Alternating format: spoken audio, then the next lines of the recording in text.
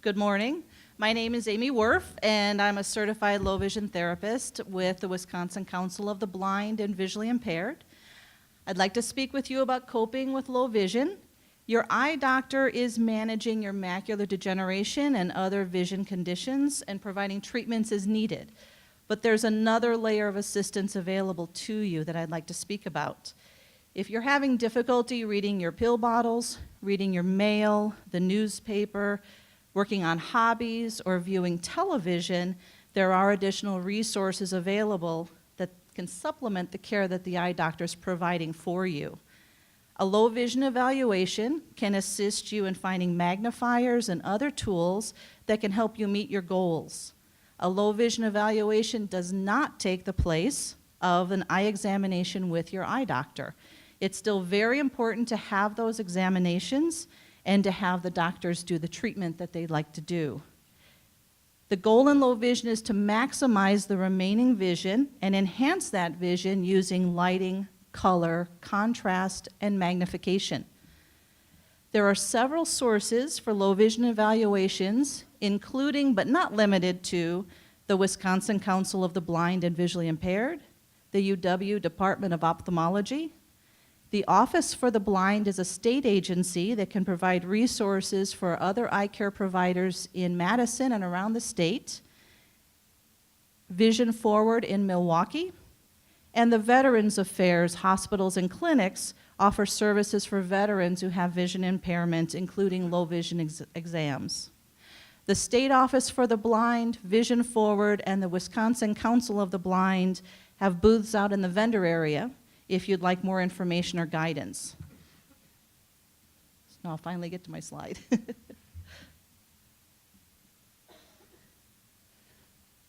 Another avenue of care from a low vision evaluation is a home visit from a home vision rehabilitation professional who can assist you in evaluating your daily routine and making changes to adapt to your vision.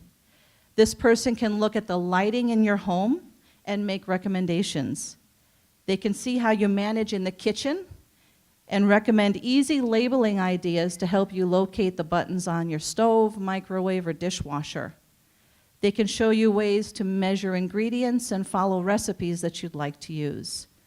They can assist in evaluating where and how you work on hobbies and suggest lighting or large print supplies. This slide shows a sample of large print crossword puzzles and word search puzzles, as well as large print playing cards that are available. There are also cribbage boards that have raised holes and dice with raised dots to help you keep playing a favorite game.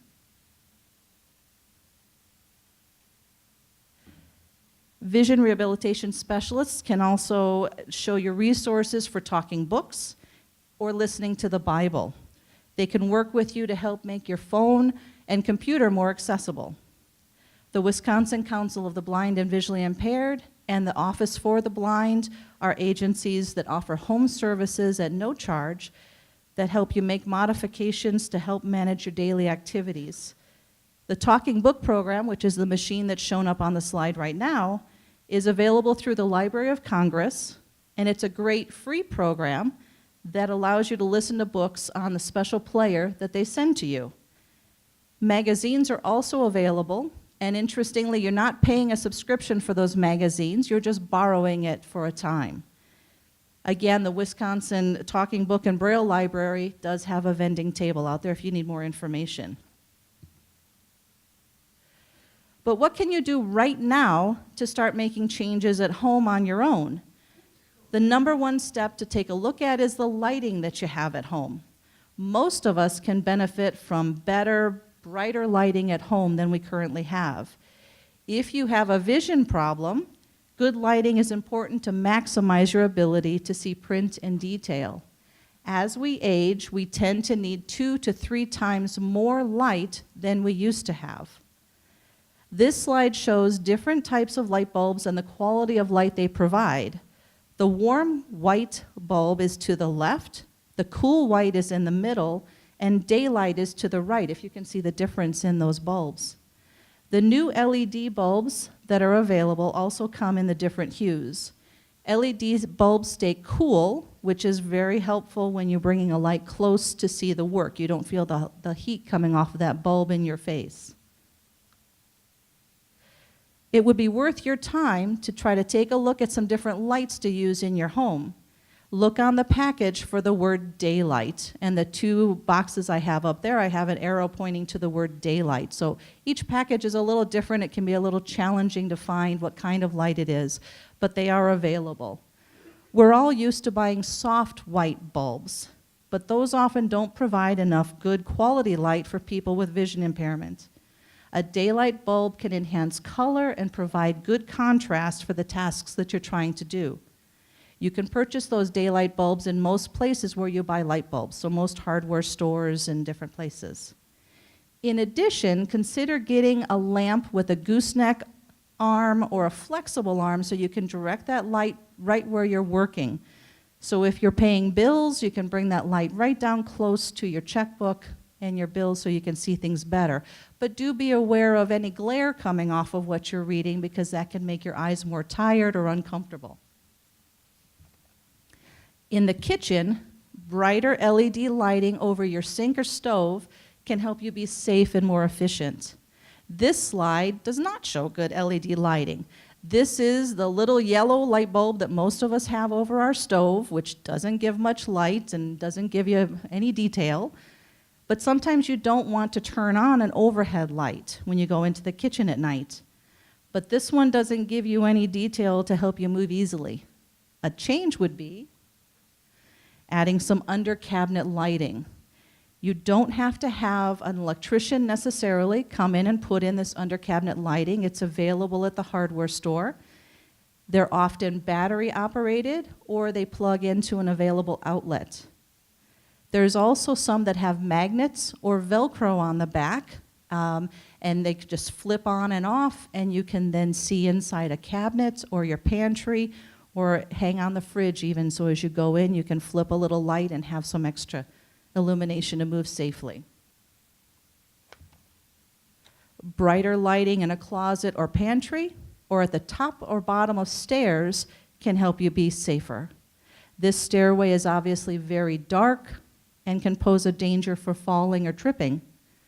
The back door of your home or to the garage may not have enough light so that you can move safely. Think about your family members also. So even if you can see fairly well, think about someone who's coming over to visit. Can they see that back step into your house or to the garage?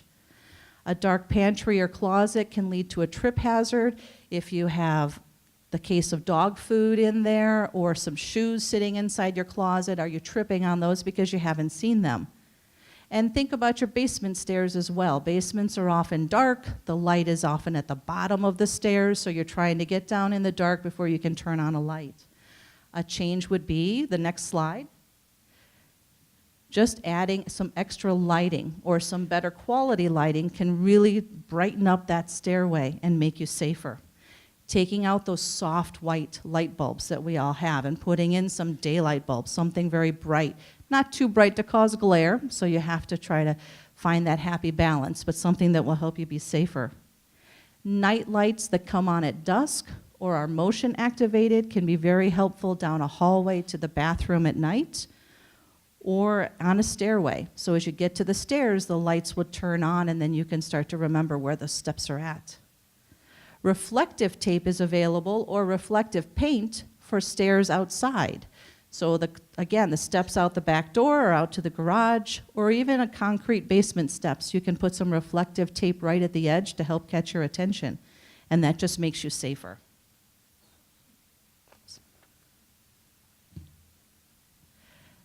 Consider taking a small keychain flashlight with you when you go to the movies, as in this picture. Once the movie starts, the lights are off, and the only lights you have are on the stairs. That's often not enough light to help you get around safely if you're moving around. Or when you go into a restaurant. When you go in the restaurant, you're just getting settled, and they dim the lights to make it a little more cozy. But that's hard for all of us to see, so having a little flashlight with you will help you be safer. You do want to keep little flashlights everywhere around your house. In the kitchen, in the bedroom, in the living room, not just in that kitchen junk drawer. So if you get up and you're trying to find that light, if the power's gone off or it's storming or you get up in the middle of the night, you want to know you've got a little flashlight close by to keep you safe. Also consider taking a small flashlight with you when you go to families' homes for the holidays or for the weekend or when you go to a hotel. So if you get up in the middle of the night, that flashlight is right there and it helps you remember, oh, I'm not at home. This is where the doorway is. This is where the stairs are located. Again, helping to keep you safe. Using contrast is also very, very important. You can see here that the busy background on the left makes that bottle difficult to see. The plain color on the right helps to see the bottle because it reduces the clutter in the background.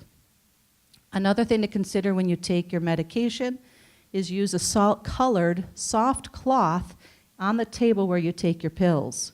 If your pills are all mostly white or yellow or peach colored, a dark cloth underneath will help you find that pill more easily if it drops, and the soft cloth will keep the pill in one place instead of bouncing off the hard table and then down on the floor.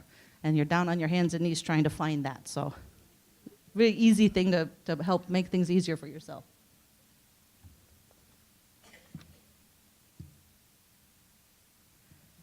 If you have a busy tablecloth or placemat, consider getting a solid placemat or one in a color that's opposite to the plates to help you see what's on your plate more easily.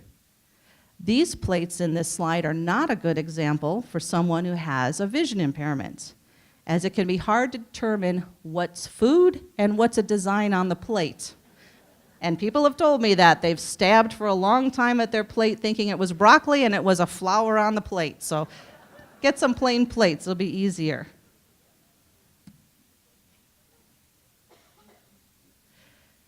The example here shows if you have a white plate, get a dark placemat behind it, or if you have dark plates, get a light placemat behind it.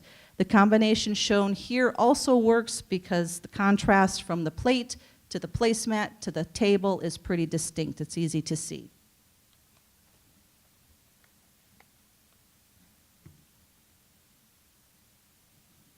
This photo, if you can even see it, is of a bedroom with very poor contrast. The bed, the table, the walls, the lamp are all white and they all blend together. A very dark bedroom or living room, or one that's overly bright, may not have enough contrast. And by contrast, that means you're not seeing the edges of things. Your eyes aren't catching where things are at, so you're bumping into the furniture. Not because you're clumsy, but because everything's fading in together. Oops. The better contrast would be adding colored drapes, color on the bed or on the edge of a couch, and colored headboard and footboard. By adding those things, you're giving better contrast, you're letting your eyes catch those items, and hopefully not bumping your toes or your knees or your shins on that furniture as you're moving around.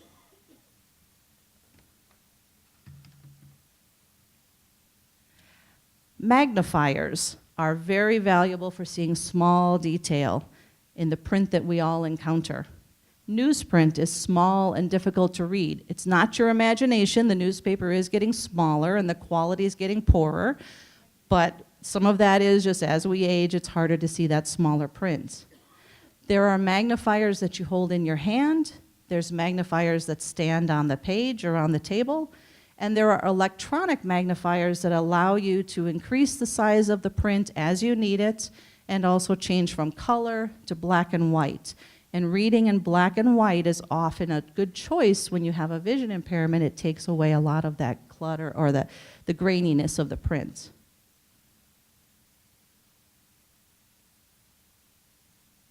Price tags, pill bottles, medicine labels, and menus can be tough to see.